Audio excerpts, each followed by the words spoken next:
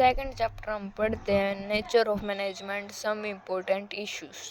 मतलब इसके अंदर 3 टाइप से पढ़ेंगे, management as a science, management as a art और management as a profession. First हम पढ़ेंगे मैनेजमेंट एज ए साइंस।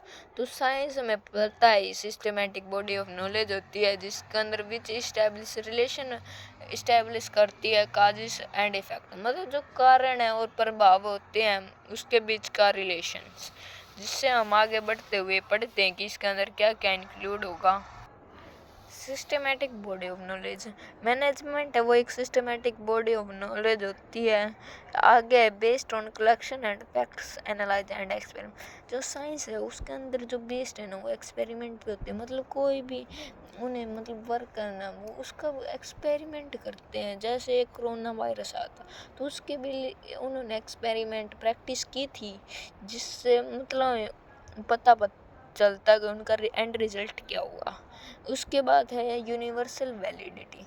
तो मतलब है ना जो मैनेजमेंट है ना वो एक साइंस नहीं हो सकती, क्योंकि जो मैनेजमेंट में भी सिस्टमेटिक बॉडी होती है और साइंस में भी होती है, लेकिन जो इसके जो एक्सपेरिमेंट है ना ये साइंस में तो होते हैं, मैनेजमेंट में एक्सपेरिमेंट नहीं होते।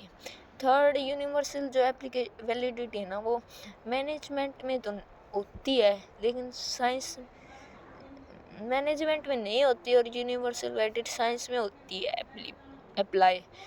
तो ये इसके अंदर 3 ही पॉइंट होते हैं, लेकिन मेरी बुक में एक्स्ट्रा है, तो दोस्तों आप की बुक के अकॉर्डिंग मैंने बताया है तो आप उतना ही करें। अगर आपको एक्स्ट्रा करना है तो कमेंट में करें, मैसेज करें। आई होप आपको अच्छे से समझ आ रहा होगा। आगे मैनेजमेंट है वो एक आर्ट होती है, मतलब कि जो इसमें है ना इसमें ये बता रखा है कि हम जो काम है उसको किस तरीके से परफॉर्म करें, उसका तरीका बताया हुआ है हमें। या फिर हम ऐसे भी बोल सकते हैं art refers to the practical application of knowledge, उसे भी हम मैनेजमेंट एज एन आर्ट बोलेंगे। तो इसके अंदर फर्स्ट पॉइंट तो यही है कि सिस्टमेटिक बॉडी ऑफ नॉलेज। हमने ये मैनेजमेंट एज साइंस है उसके अंदर भी पढ़ा है कि सिस्टमेटिक बॉडी ऑफ नॉलेज होती है।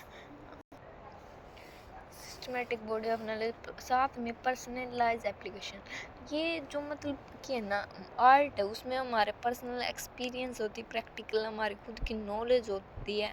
तो जो जिससे कि ना मैनेजमेंट में आर्ट है वो पॉसिबल होती है। तो अब कह सकते हैं कि मैनेजमेंट एक आर्ट है, कंप्लीट आर्ट है। नेक्स्ट हमारे जो मैनेजमेंट है वो एक प्रैक्टिस एंड क्रिएटिविटी पे बेस्ड होती है। साथ के साथ हम नेक्स्ट थर्ड नेचर है मैनेजमेंट एज ए प्रोफेशन, जो हमने क्लास 11 में पढ़ा गया था कि प्रोफेशन होता है क्या है। ये एक इकोनॉमिक एक्टिविटी होती है, मतलब इसके अंदर जो भी पर्सन है वो अपनी स्पेशल नॉलेज है उसकी जो स्किल होती है उसे है ना सोसाइटी के लिए सर्व करता है उनको। तो इसके अंदर हम पढ़ेंगे अब जो मैनेजमेंट है वो प्रोफेशन में चेंज हो रही है साथ ही साथ। तो जैसे कि जो well defined body of knowledge यानी स्पेशलाइजेशन ऑफ नॉलेज होती है। उसके बाद रिस्ट्रिक्ट एंट्री, या फिर इसे हम बोल सकते हैं method of acquiring training and experience. जो आपकी बुक में नाम है वो रिस्ट्रिक्ट एंट्री के नाम से होगा। तो इसके अंदर हमें यही बता रखा है कि उसमें जो प्रोफेशन है उसके अंदर हमें एक्सपीरियंस तभी होगा जब हम उन्हें ट्रेनिंग देंगे। जो प्रोफेशन यानी डॉक्टर है उसे पहले ट्रेनिंग प्रोवाइड की जाती है तभी तो वो आगे काम करेगा। अगर हम उसे पहले ये कहेंगे कि आप इसे इंजेक्शन लगाओ, वो उसे पता नहीं कैसे लगाना है तो वो लगेगा ही नहीं उससे। तो उन्हें ट्रेनिंग प्रोवाइड की जाती है पहले। इसके बाद establishment of representative professional association, इसकी जगह हम ये भी बोल सकते हैं कि presence of professional association. Sorry friends, आपको बीच में डिस्टर्बेंस हो रही होगी।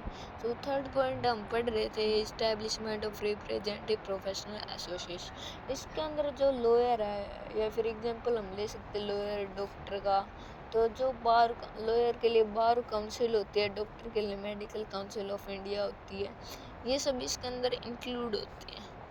तो इसी को हम बोलते हैं establishment of representative professional association या फिर प्रेजेंस ऑफ प्रोफेशनल एसोसिएशन।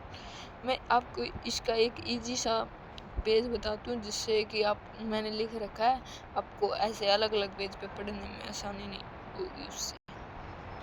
आप इसका स्क्रीनशॉट ले सकते हैं।